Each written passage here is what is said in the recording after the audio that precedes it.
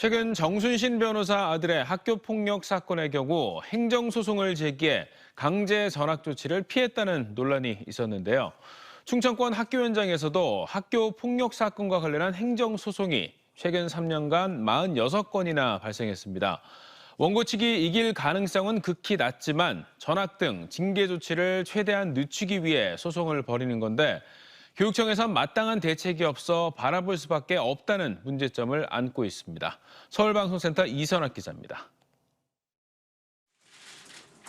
정순신 변호사 아들 사건은 피해 학생이 학교 폭력을 신고했고 학교가 전학 처분을 내렸지만 정 변호사 측이 행정소송을 제기하면서 전학 조치가 이루어지지 않았습니다.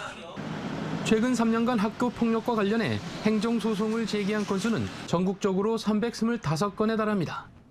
같은 기간 대전에선 10건, 충남이 22건, 세종도 14건이 발생했습니다. 문제는 행정소송을 제기한 원고의 승소율이 크게 낮다는 겁니다. 원고 승소율은 충남이 18.2%, 세종도 14.3%에 불과하고 대전은 단 한 건도 승소하지 못했습니다. 학교 폭력 관련한 행정소송 과정에선 집행정지 신청이 이뤄지는데 법원에서 대부분 이를 받아들여 강제 전학 등 징계 조치가 재판 기간 동안 중단됩니다.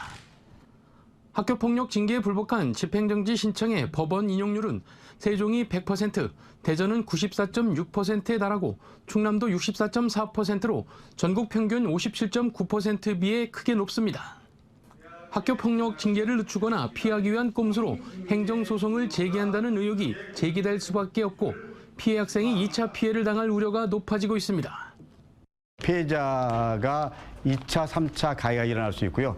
사실은 가장 중요한 건 예방과 그리고 학교 내에서 합리적으로 좀 조율하고 조정할 수 있는 기능들이 상실된다는 것. 그것이 가장 우려되는 시점입니다. 하지만 지역교육청 차원에서는 마땅한 대응 방안이 없는 것이 현실입니다. 모든 학교폭력 사건은 학교폭력대책심의위원회에서 처리하는데 법조계나 의료계, 학계, 학부모 등 외부 인사들로 구성되다 보니 직접적인 개입이 어렵기 때문입니다. 학교폭력이 발생하지 않도록 예방조치를 강화하는 것이 그나마 최선의 대책입니다.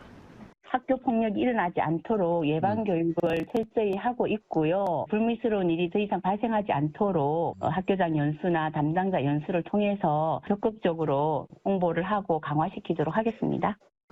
학교 폭력과 관련한 행정소송 논란이 일파만파로 확산되는 상황에서 피해자 보호를 위해 교육부와 정치권이 관련 제도 개선에 나서야 한다는 지적입니다. TJB 이선학입니다.